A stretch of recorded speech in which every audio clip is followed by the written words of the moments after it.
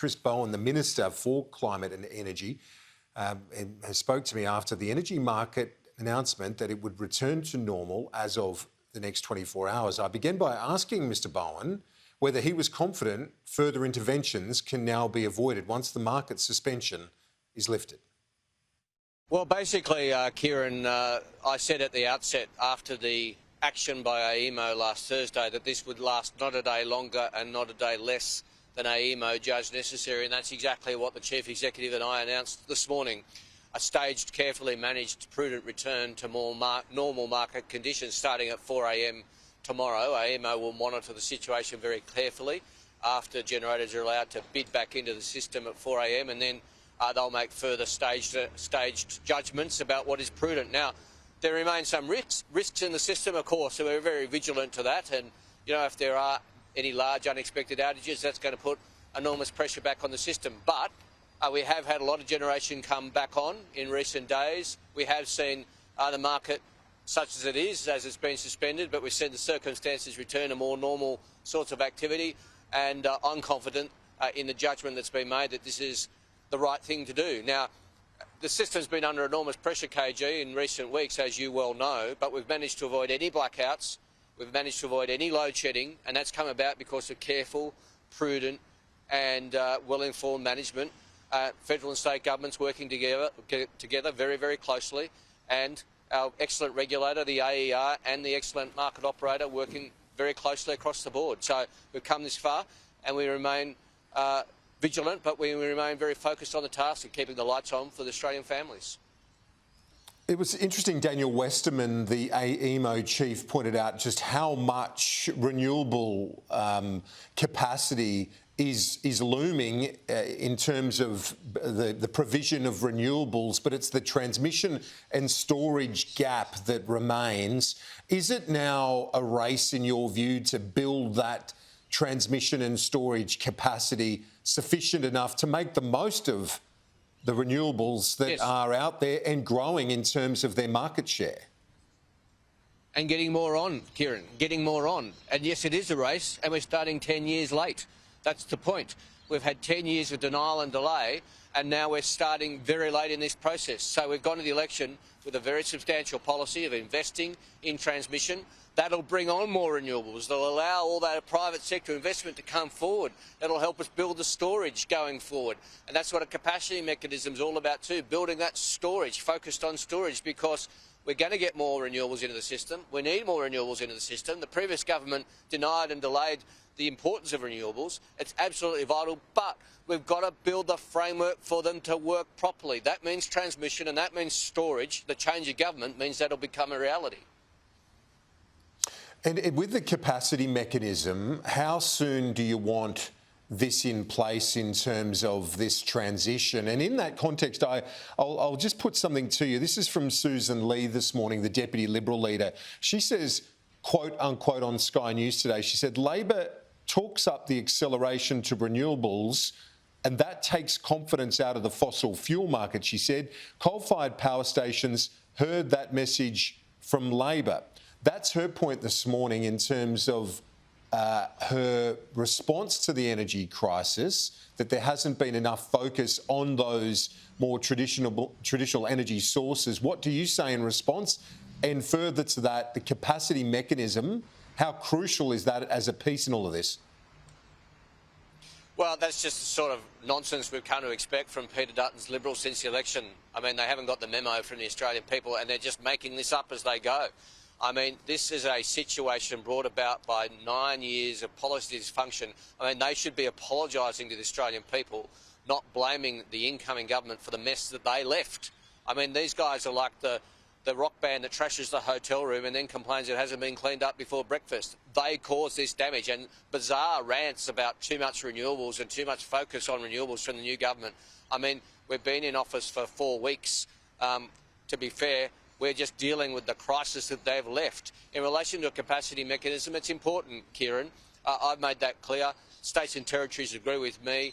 We need to make good progress on it because it's that safety net underpinning the transformation that has to happen to the renewable economy, to 82% renewables in our system by 2030. We've got to have that safety net there. Now, I want to focus on new technologies, on pumped hydro, on storage, and those sorts of things that'll provide that extra level of reliability. But we've got the latest report from the ESB, the Energy Security Board. State and Territory Ministers will work very cooperatively with me, as they have done so far, to turn that into reality, to get the policy settings right. We want to get on with it. It is important. There are other things that we're working on as well, which we've announced, but this is an important step. So in that context, before we move on to a few other energy matters, do you have a sense of optimism about the medium to longer term in all of this? Obviously, the short term, there's still these issues, and it remains precarious. As you say, it's sort of a stage resumption by AEMO. But as you look to the medium term, are you increasingly confident of getting that storage, that transmission that we started talking about in place in sufficient time to have the reliability as well as the emissions reduction? Yeah, I am, Kieran, because everybody's rearing to go. The private sector's rearing to go. I mean, the private sector proponents that I've been interacting with before the election and since the election they're just so keen to get on with it. They've just been waiting for a federal government that gets it and provides the framework. So there's all that private sector investment, job-creating investment in renewables and storage and transmission just raring to go. They've just been waiting for the change of government to get the policy settings right. States and territories are raring to go. Labor and Liberal and a Green Energy Minister as well are all raring to go to work with the Commonwealth to get this job done. There's a real sense of optimism around the medium to longer term in the energy market, because finally there's a federal government determined to provide one policy framework, to stick to it and to get on with the job, and to just get rid of the ridiculous politics of the last 10 years of delaying, denying and chopping and changing. That's got to stop. It has stopped on May 21. The Industry Minister, Ed Husic, has had a fair crack at the gas producers for failing to deliver enough supply to the manufacturing sector. Husic says that the likes of Shell and Santos, he's basically putting them on notice to put enough into domestic supply or have the government do it for them. Parallel to that, we've heard SPC, the food producer, warning, this is Robert Giles, the SPC boss, saying higher energy prices will force the canned fruit and vegetables company to raise prices again. How close is the government to taking control of some of that and saying, look, we're going to use this trigger, you haven't honoured your social licence, some of these companies, and we will do it for you? Well, Ed, of course, is correctly pointing out that there is a social licence on the gas producers and that manufacturers have to be remembered in the conversation. So, I welcome those comments, because they're very similar to the comments that Madeline and I have made in recent weeks. Of course, there is a social obligation on gas producers. Now, we've been talking to gas producers and getting them to put more gas into the system, and that has occurred when necessary. But also, we've said we'd look at reform of the alleged so-called trigger, which isn't really a trigger, the previous government's trigger, not really designed for these sorts of circumstances, to be fair, but also would be completely not useful in these circumstances. Madeline and I announced more than a week ago that we would be engaging in a reform process of that. We'll have more to say. Madeline is engaging in consultation, and we'll have more to say about those necessary improvements, and we'll have more to say not a day after we're ready and not a day before, when we've got the policy settings all worked through. And is there scope to transform that into a form of East Coast reservation? Is there capacity within the way that that's framed to expand the trigger to a reservation type policy? Well, Kieran, we're looking at all the options, of course, but a reservation is a forward-looking thing, and one thing we're very clear on is that we respect existing contracts and would not create sovereign risks. So they're related. I've said in the past that we need to look at those sorts of things, and in those days the Liberal Party went berserk and said, this is an outrageous government intervention. If Bowen has his way, to get his hands on all that, on the gas reservation policy. So, we'll just get on with the job sensibly, carefully and methodically of designing a better policy setting.